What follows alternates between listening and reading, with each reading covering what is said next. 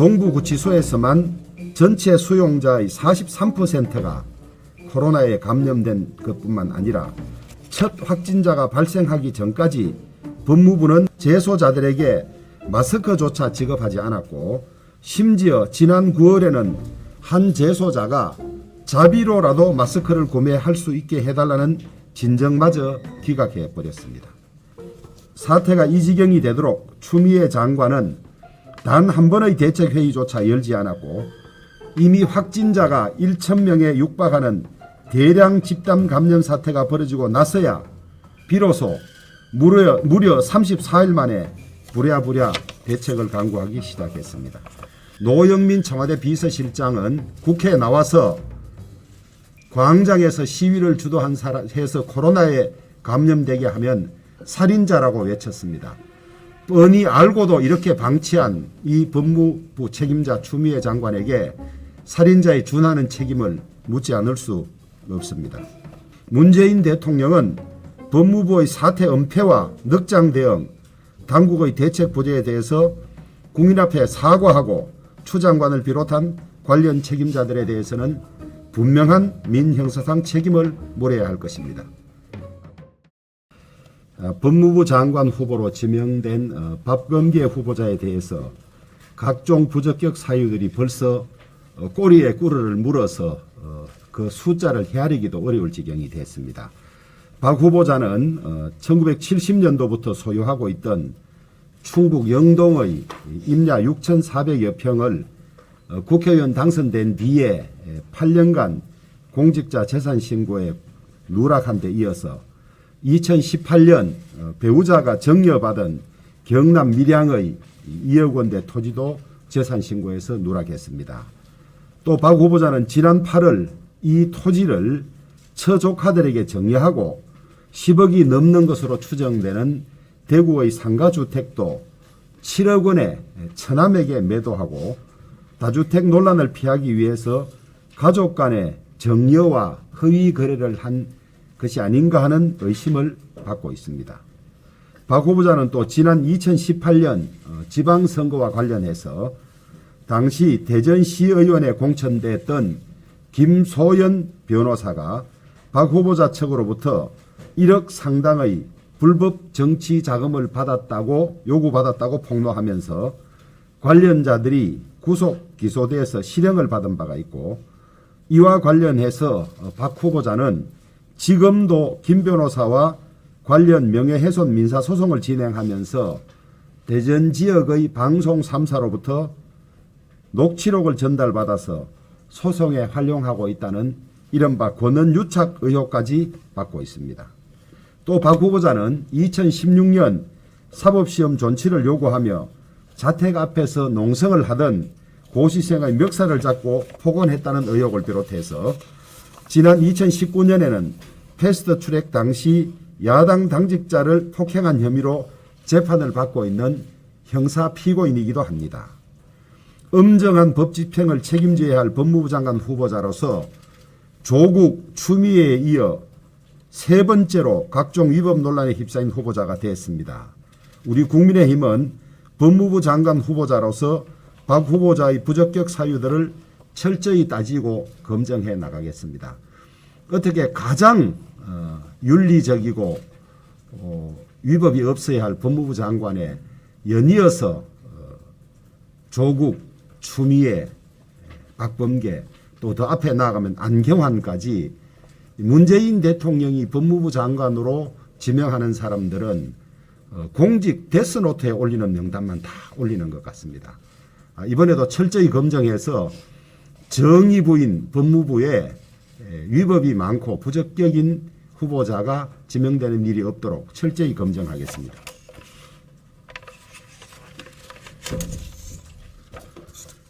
지금 중대재해기업처벌법에 관해서 논의가 되고 있습니다만은 사실상 인명사고에 관해서 책임 있는 책임자들이 제대로 하지 않을 때 처벌하는 그런 법의 취지에 비추어 보면 동부구치소 사태와 관련해서는 법무부 장관과 대통령이 책임을 져야 하는 사안이 되고 있습니다.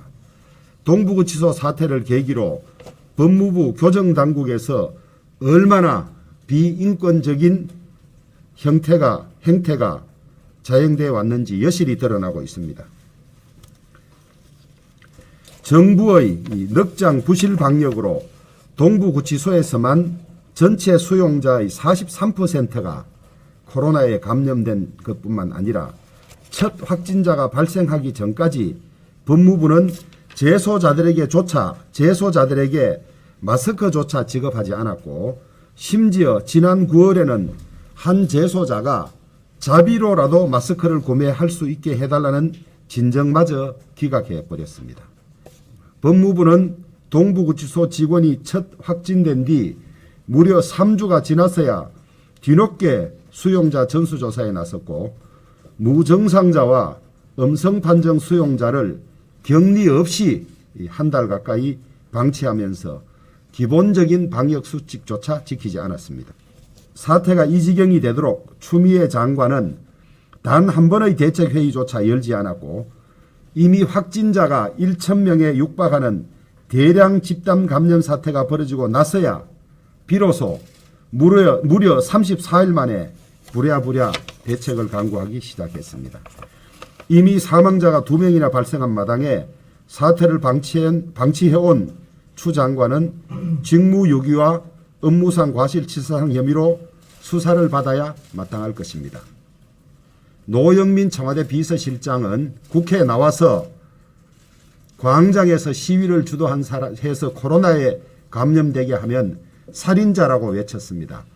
뻔히 알고도 이렇게 방치한 이 법무부 책임자 추미애 장관에게 살인자에 준하는 책임을 묻지 않을 수 없습니다.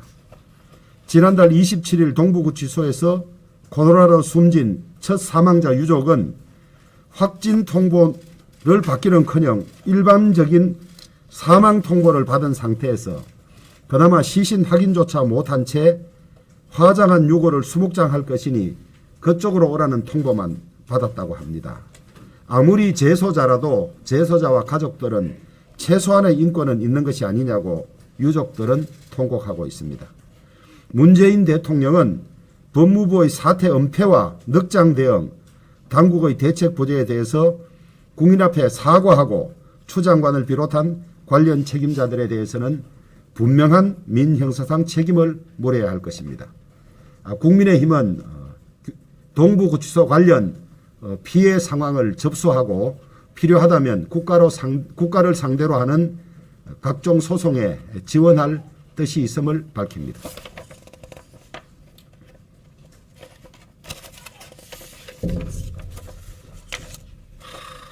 정말 뭐라고 말씀드려야 할지 모르겠습니다.